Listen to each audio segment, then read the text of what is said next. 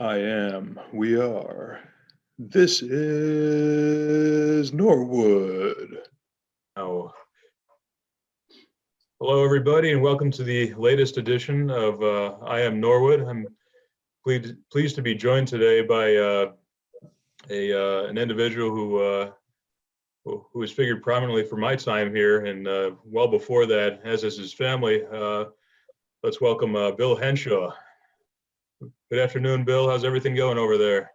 Great. Good to be here. Glad to have you. Thank you again for coming on. I'm taking a risk today with no glasses, so everybody watching, just let me know how this looks versus my usual bespectacled look, which I think everyone's more used to. Bill, your family has an exceptionally long history here, as I understand it. Can you just set the table for us by giving us the background? Sure. Back in, I guess it was 1918 or thereabouts, my grandfather, who lived in the city, in the Inwood section of New York. And he was an architect by trade. He was in his 30s, I guess, at the time. And he got to know, he worked for a firm, Taylor and Levy, in New York City as an architect. And he was invited out to Norwood once early on in the 1918 or thereabouts. And Wow.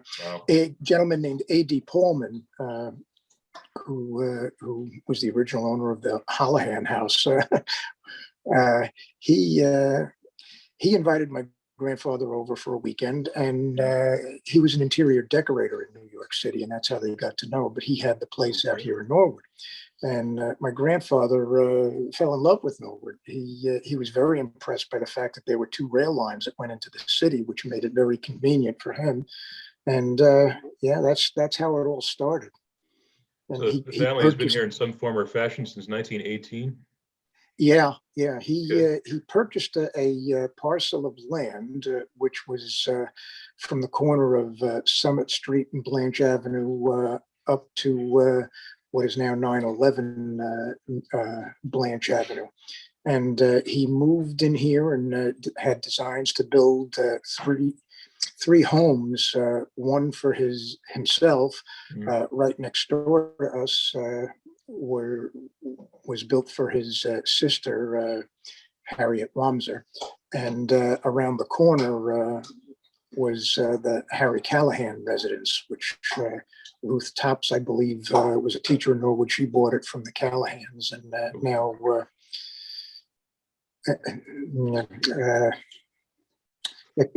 Ed Condileo, I believe, lives there now.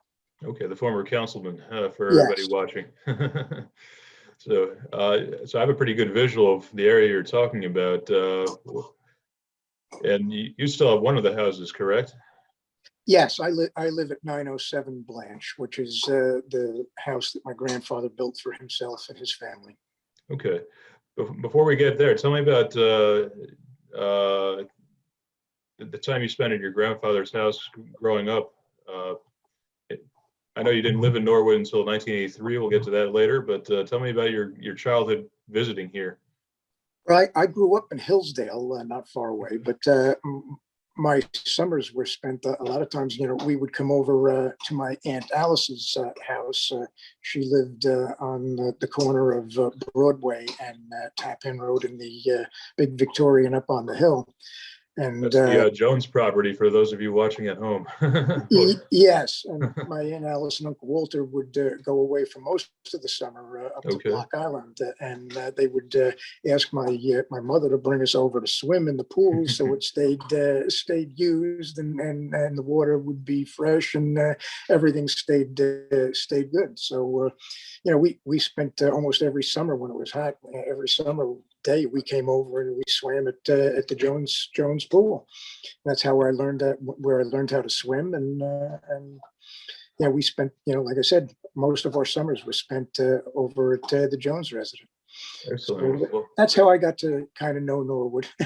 That's actually, it occurs to me now how interesting that is that you learned to swim in Norwood when you're now in controd of Norwood Swim Club, which we'll get to a little later. where I'm Yeah. sure a few generations have now learned to swim in Norwood. So Yeah. uh, Oh, yeah. you walk the walk and talk the talk as far as swimming here. But tell me about the Jones family. You're related to them, and obviously they figure prominently in the history. I Yes. think you're the first person I've spoken to that knew them Yeah. firsthand. And my aunt, who was my father's sister, she married Walter Jones, who Mhm. later became very politically involved. He grew up in Bogota, but I don't know exactly how it all came out. Uh, Years ago at the Pine Lake swimming hole, I think over in Washington Township is where they met, Okay. and he was a lifeguard, I think, at the time, and anyway, he became very politically involved and was a state senator for many years and was acting governor a number of times. He Oh actually ran wow. for governor.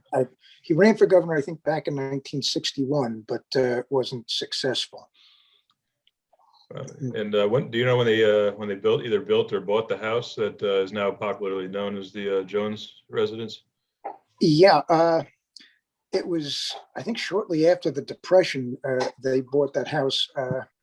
It used to be I think the Grays. I think he at one time he might have been even a mayor in Norwood, and her childhood friend was a daughter that lived at that house, and she played in that house for many afternoons growing up, and she always loved that house. So when it came available, and her and Walter were able to purchase it, they did.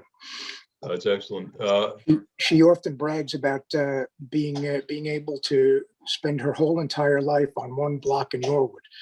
She grew up in the house that I live in now, and then they moved to a house on Summit Street, which my grandfather had designed, the Frash House.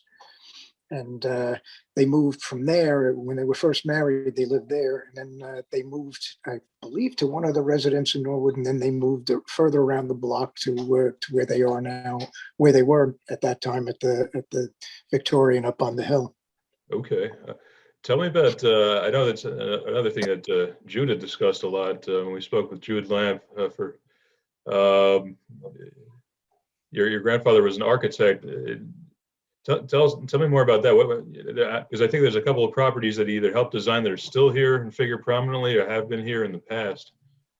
Oh yeah, he back in the day, he went to school for architecture and stuff. I believe at Columbia University, but back then the architects were certified through a program, an apprentice program. So he got his architect's degree that way. And like I said, he worked for a firm, Taylor and Levy, in New York for many years. I don't remember when he retired. I think he retired probably in the 60s sometime. Okay. Uh, I think you had recently posted online a picture, a drawing of one of the schools. Am I recalling that right? No, it wasn't the school. Although he was very active there too. He was Okay. a member of the PTA. He his wife was one of the founding members of the PTO in Norwood, and I know she wasn't the first president, but I know she was a president of the PTO as years went on. And I know my grandfather served on the board of education, and he was instrumental in starting the library in Norwood. Okay. So that was the library, the drawing, or? The picture that you saw was probably Norwood's first strip mall. Oh, it's okay. it's Yes, down yes. down in West Norwood. The Cusperson.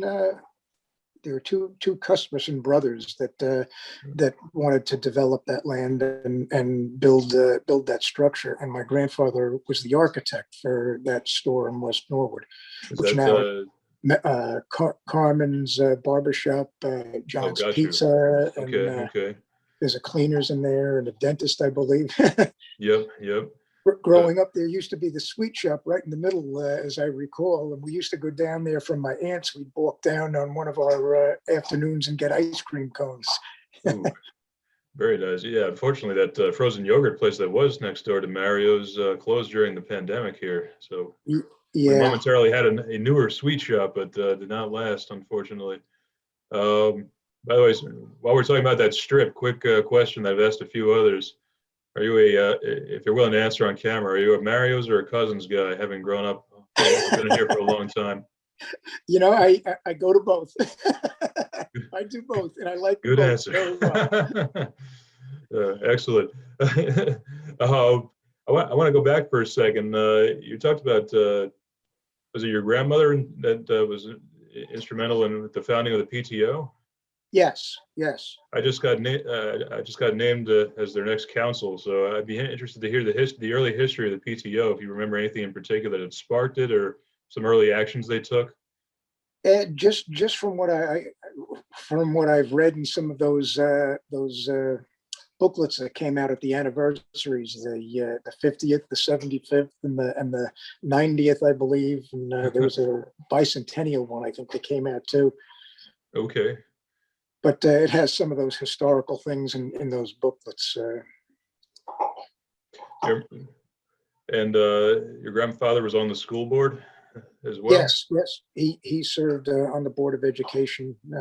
I forget what year, but it was early on, probably in the 20s and early 30s. Okay, so before Michael Sprague was on there by a few years. Yeah, not too long before. Sorry, Mike. 34 years and counting, I believe. So, do you remember any stories of his from the school board from his days on there? Anything that happened during that time? He never really talked much about that. Okay, okay. When did so you spent the summers here? When did you arrive in Norwood, and what were the circumstances? Well, my wife and I purchased the house from the estate in 1983. Your grandfather's estate? Yes. Okay, okay. And what was I going to ask you? From there, I guess as an initial matter, describe Norwood as of 1983. What was going on in town by that time? What's your recollection of your first, say, 10 years here? Oh boy, I was just thrilled to be able to live in my grandfather's house. I'm very proud of that. And I love living here in the house. I love maintaining it. And I know when I was a youngster in high school, I used to either run or bicycle over here from Hillsdale. It was about a 5-mile trek. Not a And bad I trip, right. used to cut the grass for my grandfather. And at a while he talked to the real estate agent that was selling the house next door to us, and got me the job to cut that grass too. So it was make it worth your trip. Yeah, but I'd pedal over, I'd cut the grass, and then I'd pedal back, or I'd run over, and he'd drive me home sometimes. But it was good workout. Yeah, right. What did Livingston Street look like in the 80s? The commercial district. Well, I remember that there was the A&P, and then years later, it was abandoned for a while. It stood vacant. Then I think Cost Cutters was in there for a number of years. Right. And then it became, I guess it became condemned. I think they condemned the site after a while, and it was leveled. And now we've got we've got who knows what in there now. It's mystery stores. Yeah. One of those signs is a bagel store, but the sign fell down about 2 months ago, and nobody's put it back up as of the date of this recording. So that's all I know about it so far. But what was I gonna? When did you first become involved with the Norwood Swim Club, and what is your role there as of now? I know someone in one of the previous interviews thought it was 1965, and they were right on. It was 1965 That's when it started. I wasn't there at that point. No. Right, but, right. But I've been there. This is, I believe, my 23rd year as part of the management team there. I forget the exact year that I started, but I was an assistant manager under Dick Sella, who was the manager at the time. Bob Tammany had been the previous manager, and how that all unfolded, I played on the softball team. It was originally a swim club league, and it evolved to something more than that. But anyway, every Sunday, we used to play on the field over there at Kennedy Field, and Right. Bob Tammany, who was the manager of the swim club at the time, and my neighbor John Lawson, who was a longtime member of the swim club too. He played on the team, and they convinced me to sign up and and join and play, and it was a lot of fun. So I played on the team from then all the way until last year. But yeah, I got my start there when Bob Tammany resigned as the manager. Okay. He wanted me to take over, and I said, I don't know the first thing about running a swim club. I can't do that. And he jokingly said, "Oh, it's like being the captain of the Love Boat. You just walk around and make friends with all the people and have a good time." And oh boy, I said, "No, I don't think so. I think there's more to it than that." But at the time, Dick Stella, who was his assistant manager, just wanted to stay in that role, and Bob convinced him to take the manager's role and kind of teach me the tricks of the trade and break me in, and we did that for 4 or 5 years, and then Dick got tired of doing it and left, and they hired me as the manager at that point. Okay. So I've been the manager for about 17 years, I guess. Tell me, in those 17 years, the impact that you've seen Norwood Swim Club have on both I guess, Norwood as a whole and Norwood's children from Norwood's youth. Over the years, as was the case with a lot of swim clubs, the memberships declined, and it ebbs and flows over the years. But they had purchased the land, and it was a private club, and it was all done that. And then they were in great financial difficulty, and they switched over and they sold the property to the borough of Norwood, I believe, for $1 or something like that, and it was turned over to the town, and then they made arrangements to have a long-term lease put in place, and they continued to run it as a private swim club. Okay, that was last. It still is today a private swim club, but there used to be a lot more Norwood residents that were involved in it. But over the years, it's now expanded to quite a few communities in the Rockland County and Bergen County area. Okay, and what are some of the most memorable things you remember as far as events and occurrences from your time as the manager there, and you recall as you sit here today?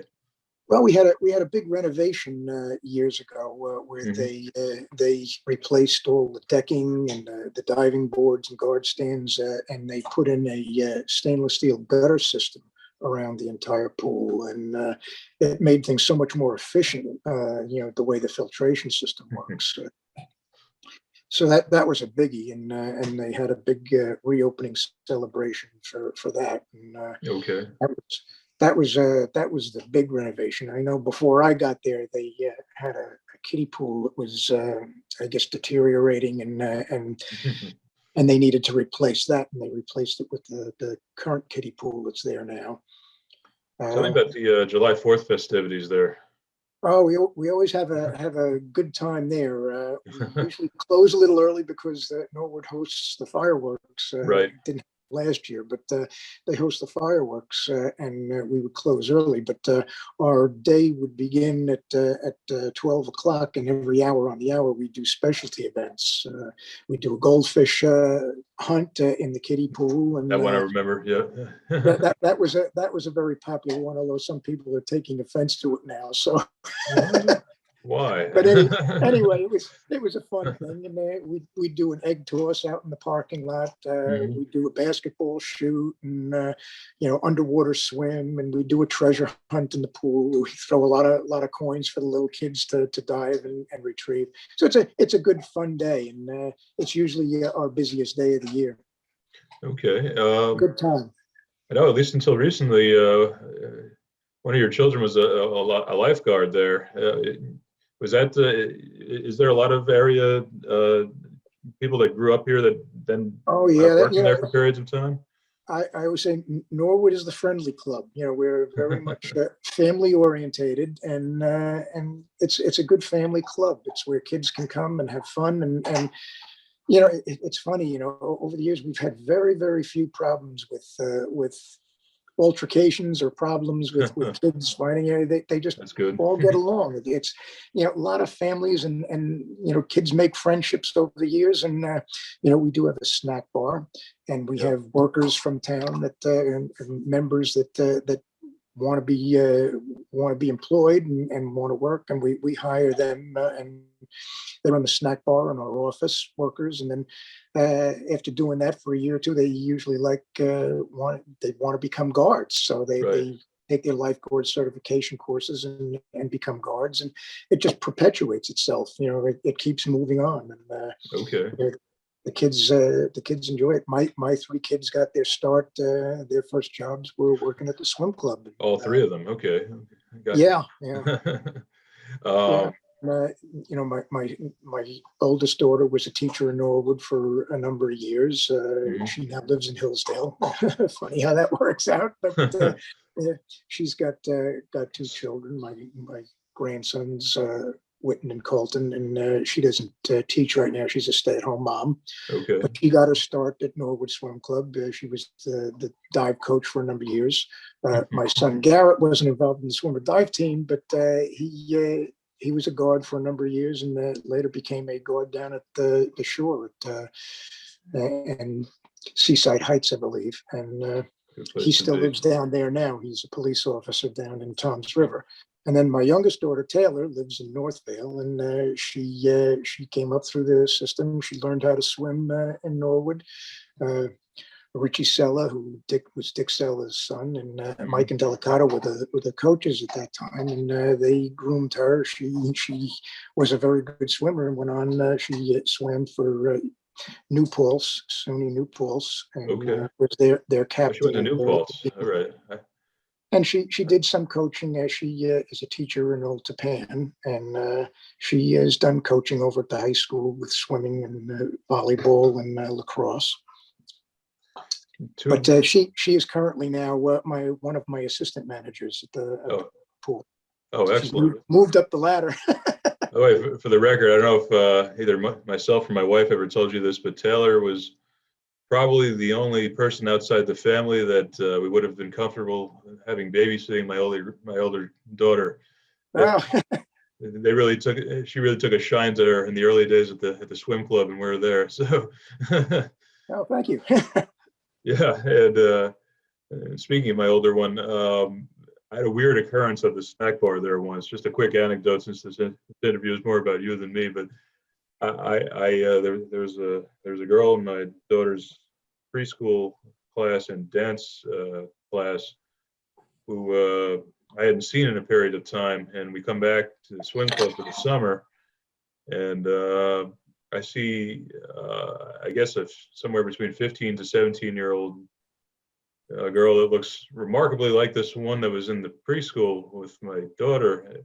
And I was like, wow, she's grown. But then it occurred to me, I was like, no, that's impossible. She's only like 5 or 6 now. And I was like, who is this? It looks just like the same person, like 15 years later.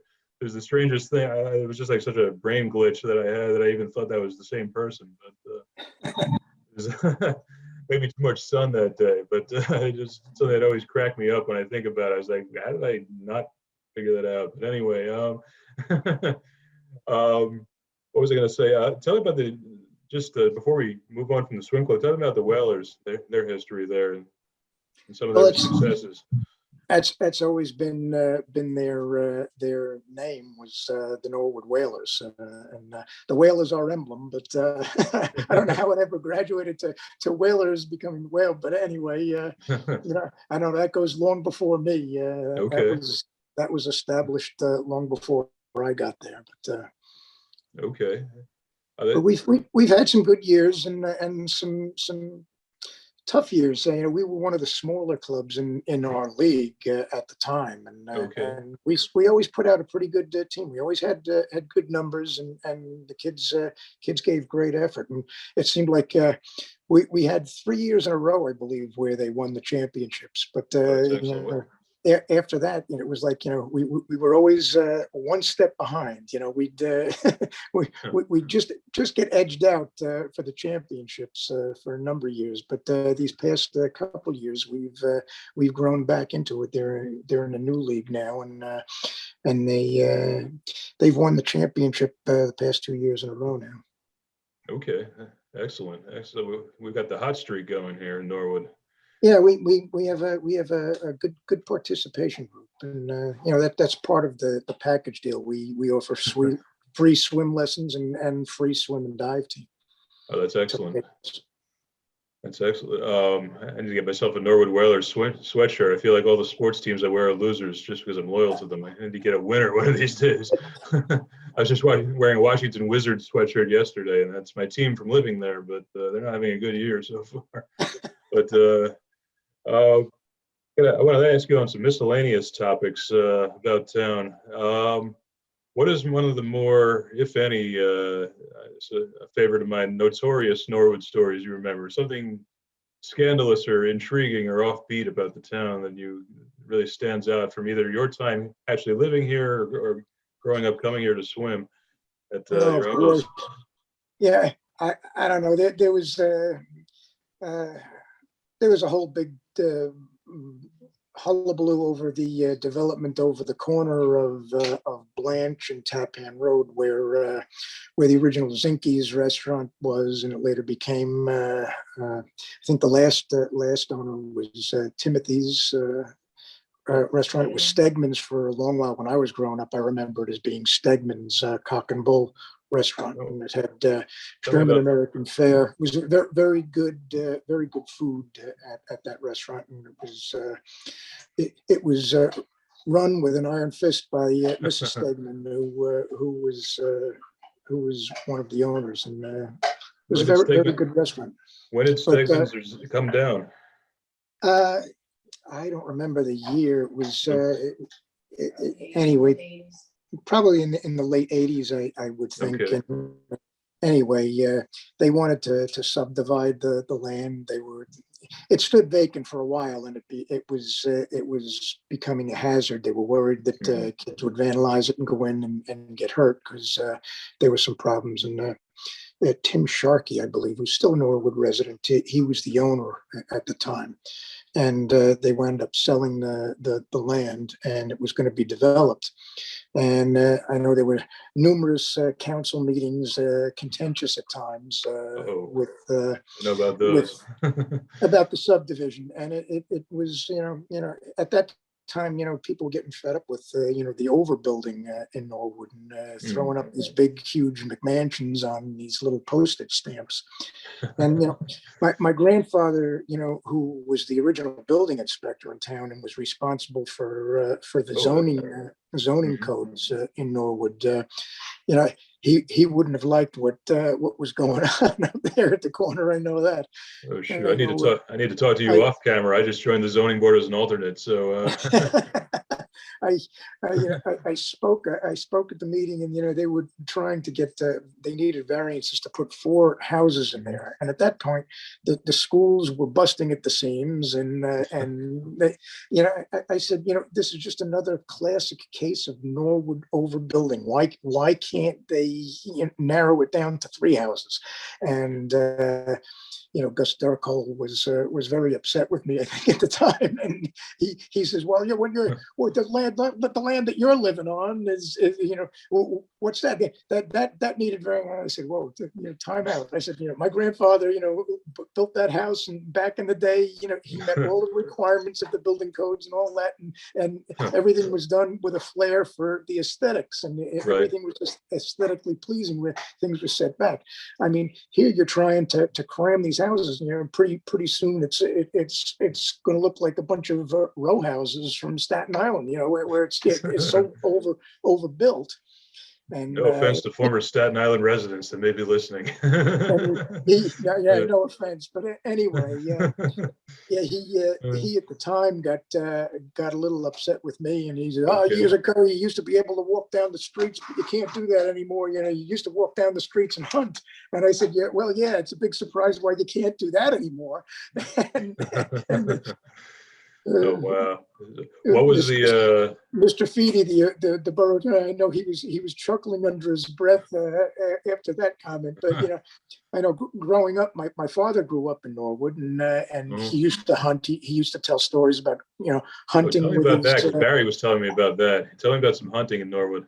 Oh, sure, down along by the reservoir off of Livingston Street Hmm. and Park, closer area there. He used to hunt all through those central woods areas. What would he come home with? Oh, rabbits, pheasants. Okay. That was the main fare back then. Believe it or not, I never heard him tell stories of very many deer around. It's just now we have the overpopulation of deer. Well, Barry Scott was saying the same thing. I think it's now that they're not, I guess, he referred to them as being poached when they're even hunted back then. But I think now that hunting isn't as prevalent, or I guess there's less woods, there's more deer now than there may have been back then. Oh yeah, So, yeah. There's so many deer right now. It's last year I photographed one right outside on the corner of my porch. we had one on the doorbell camera eating our pumpkins a few months ago. So Yeah, it's unbelievable. yep, yep. Uh, what can you tell me about the different neighborhoods or parts of town in Norwood that stick out to you? Frank Marino, who I interviewed the other week, was telling me about some of the various neighborhoods. They had names. Do you remember any particular But sections stand out to you from your time? but yeah, I heard Barry Scott talking about the section that he lives in, Yorkview. My Hmm. grandfather, I believe, was very much involved in the planning of all that. And I have, Oh, in my possession, I have some original or old uh, tax maps from the town of Norwood. oh, do One was share. one was on a rolled out. It was drawn up on an old shade from a window shade, and Oh, it's wow. still on the original roller. It was pieced together, and it's still there. Yeah, I have that and the original plans for Yorkview, which I guess after the Depression, I guess it fell apart, and it just never got developed the way they originally designed it. But And I know he was involved in that. I think that was the late 1928, I believe. I think that was okay. in the plans. Wow. Was it? Do you ever? I have to ask, because this is referred to in the first interview I did. Have you ever heard the term Cornflake Hill, describing East Hill when it first opened up and started building No, I never heard that. I know growing up, it? my father used to talk about the the area just around the corner from us, right next to the school. In fact, there used to be a restaurant, Angelo's, they referred to it. Where's that now? What's the cross streets It's where that was? it's leveled. It's now I forget the name of the development. It's a cul-de-sac right next to where the school Oh, is okay. now off of Tappan Road. But there used to be a big hill there. The restaurant sat up on a big hill. And I remember as a kid passing that. There used to be a wall along Tappan Road, and then there was the big hill up from that, and the restaurant stood on the top of that. Angelo's Robato, I think it was called. Oh, I feel like I missed out on a number of well-regarded restaurants here in my time. What was the best of them? You mentioned Zenke's, Stegman's, now Yes, Angelo's. Stegman's was the one that was most recognizable when I've been involved here. Okay.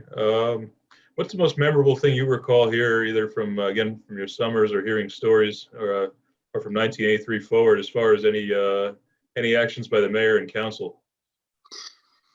Oh gee, I don't know. I don't know. They were very glad. I know when my grandfather decided to stop driving. I know he was Why well is that? he was well known in Norwood for a while. He was referred to, I think, as Crash Henshaw a couple times, but Uh, yeah, he was in his 90s and he was still driving. And I think my Aunt Alice finally convinced him that she told him no, that the Division of Motor Vehicles is taking your license, and you're going to have to Oh, go wow. down and get recertified if you want to drive. That they revoked your license, and then that was it. I think a few times he probably climbed in the car and drove anyway. But Too bad I that, and didn't I grow up remember. here. I could have given him a run for his money. I took the road test 7 times, which was a high school record, I believe, at the time.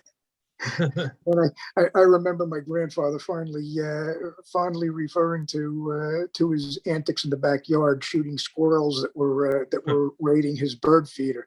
He Oh, loved the no. birds and always had a bird feeder out there. And the squirrels, he would get very angry at the squirrels. And Just the clipped Norwood him. police had to pay him a visit a couple times and told him, "Mr. Henshaw, you can't do that anymore." He would get very frustrated. He says, I just can't line him up in the sights anymore. My eyes won't let me shoot him anymore." So that was a good thing. Oh, wow. Well, outside of your family, who has enough notable people in themselves from what you've described the last couple of minutes, give me some Norwood notables or Norwood notorious names from that you Oh recall boy. from. I don't know. There was one gentleman I know, he was on the Republican committee for a long while, and that was Ira Kaufman. He was very much involved in the swim club. He was on the board of trustees. He was quite the character. He used to tell stories about Norwood all the time. Bob Hennessy is another name that comes to mind. He's probably one of our longest standing members of the swim club, Bob Hennessy. To this day? Yeah, he still Okay. comes down every year. I have He and to his track him daughter. down next. Excellent.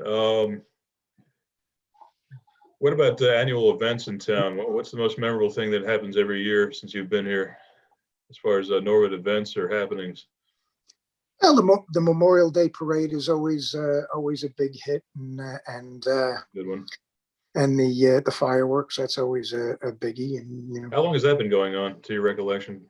oh gee, probably about 20 some odd years, 25 years, maybe 25 years. That's a real attraction. I mean, I see people from towns and towns over coming in for those. Yeah, well, they put on a good display. It's really good. Yep. The only downside of it is it's right next to the swim club, and if the wind is blowing the wrong way, we we spend the next day cleaning up fireworks debris. And Anthony Plesher has been very, very good to us over the years and helping out cleaning up and Oh, taking care of wow. that. I know he was involved in the organization of a lot of those activities down there. Okay. And Interesting thing that you mentioned debris. I had debris somehow fly. I was sitting very far away from it when I was running for council, and somehow a piece of it flew through my glasses into the pink part of my eye, and I was feeling that for a good hour or two. I was hoping that. Yeah. They should hand out goggles to that thing here and there too. Yeah. Taking a step back, if I could, some other names that were very, very important. The Hake family, who lived in the Hake House. It's referred to as the Hake House, right next to the school. So that's on Summit Street today. Yes. Okay. It's the house right next to the school. Okay, tell me about the Hates. You mentioned them off camera, so. Yeah, they were very instrumental. They grew up in their grandparents, I guess it was, lived in the Hake House down on Blanche Avenue, which the original property was developed, and they built a house on either side of that, but they were able to save that and preserve that. On the back side of the property, it abuts the cobblestone crossing area. The Okay. development back there. But I remember my mother telling a story that they wanted so much to buy the original Hake house, but Nana Hake said, "No, there's too much wrong with it. We're not going to sell it to you." So I could have grown up in Norwood, as it turned out, but that wasn't to be. She refused to sell them the house because she thought there was too much wrong with it.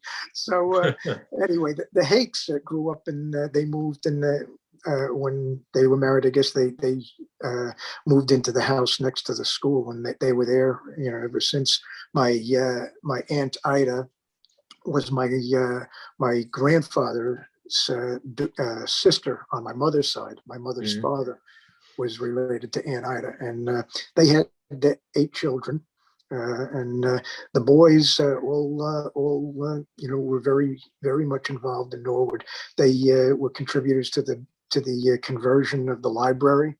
My Okay. grandfather was the main steering force behind moving the cookhouse from where it was, where Norwood Public School is now. They moved it across the road to where it sits now on South Street and Summit. It's a residence now, but it was the original library. My grandfather enlisted the support of a whole bunch of people. My father, the Hake boys, there were the Burkinos involved, I believe. They did a lot of the plumbing. I know Pa Hake used to sit in the. There was one recall of him sitting playing a piano in the main hall while the work was being done. Kept the workers busy. And you have that picture, you said, or I don't have a picture of that, but it oh. was in one of the historical books there. And Okay. I know part of the seed money. My grandfather was involved in the baseball program in town, and he took some of the seed money for the library was used from the old Norwood Field Club, which I believe originally was built right where Immaculate Conception Church is now. It was converted into a church after the Field Club disbanded. What was the Field Club, and when was that around? That's It the was first time just I've an heard of athletic. that. It was just an athletic club, and Okay. their main thing was baseball.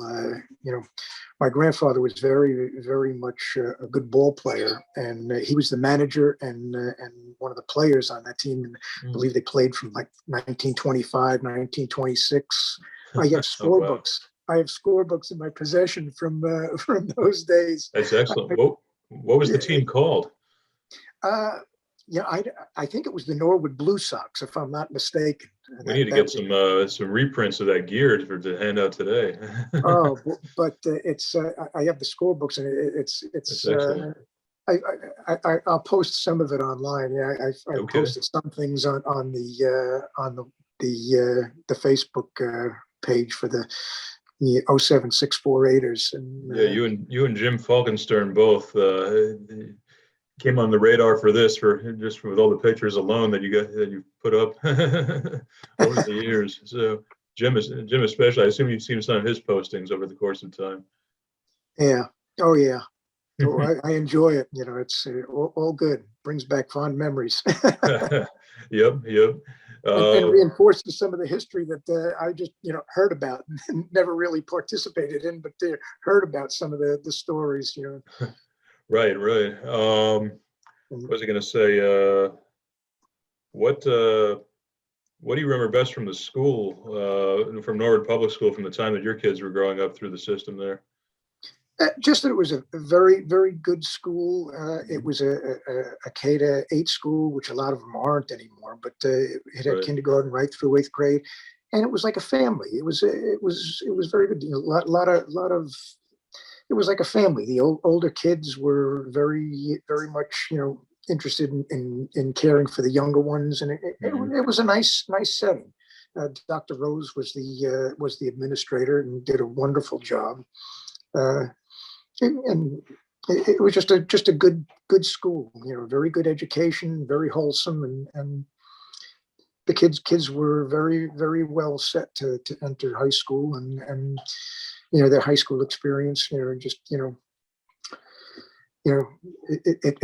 was just a good continuation of that. I think our school systems are second to none right here, in town in the Northern Valley. That's what drew us in. We actually bought the house from Kim's aunt and uncle, and we had been here for the holidays a few times, and just had incidentally heard good things about the school. And when we went to start looking at houses in North Jersey, we realized their house was for sale, even though they hadn't told us. And and the rest is history. So we wound up here 10 years ago. So, was I going to ask you? What is one thing that you know about the town? You've named plenty, I'm sure, but you think everybody should know, but probably does not know about the town's history? Oh boy, I don't, I don't know. You You've know, given us most of plenty of that already, but if I didn't my, ask my, ex- specifically.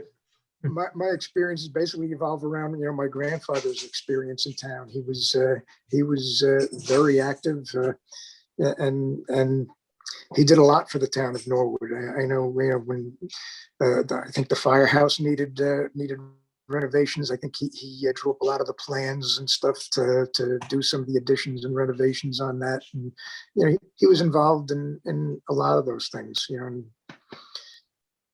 he was very influential in convincing my uncle to get into politics. And, well, the rest is history there too. Did your grandfather ever hold office in town, or as far as elected office? I mean, No, he was. I know okay, he was just the building inspector. He was Norwood's first building inspector, I believe. that's a that's a nice little piece of history to begin with. How about you? Did you ever think about running for office, or have you here? Or uh, never been approached. okay, okay. I don't know whether I'm that popular in town. I don't know, but I don't know whether they want me. Shoot. But no, I've never had political aspirations to do that. Okay. I started just poking my nose into the meetings, and all of a sudden they're asking me. But well, shoot, any final thoughts, maybe for people that are moving in now, or residents that don't have a sense of the history, that you want to tell us about the town? No, just that it's a great town. It's a family town. It's just very wholesome, and it's a very safe community, and it's a friendly community. It's all good. Amen to that. And with that, I will thank you for your time here. And anything else comes to mind, I'd love to have you back. I'd love to have the family you spoke of come on, if we could coordinate with them as Yeah, well, well. that was Marie Hake. She's the last of the Yep. Hakes that's surviving, and she's 95, and she would be able to have a wealth of Norwood stories for you, I'm sure. I don't know whether that could be worked out or not logistically, but especially at the time with the pandemic and all. But Had a it would be Zoom great well if that interview could during work the out. pandemic. So, but shoot, thanks again. I look forward to seeing you shortly around town. I run into you a lot when I'm walking, so both of us make good use of the real estate here. But Yeah. thank you. This has been excellent, and I look forward to seeing you shortly. Okay, Paul. Thank you so much, and thank you for Thank the you. efforts that you're putting in on this. It's excellent. Thank My you. pleasure. I find it interesting. I come from a town where I don't think I would know 10 families these days, even though the town itself and the school itself was great. It was also transient. So the fact that so many people are here for generations, or their families are, is something that's intrigued me since day one. So the more we could find out, as the new generation or newer residents come in, the more that we have preserved going forward. So thanks again. And we'll see you All soon. righty.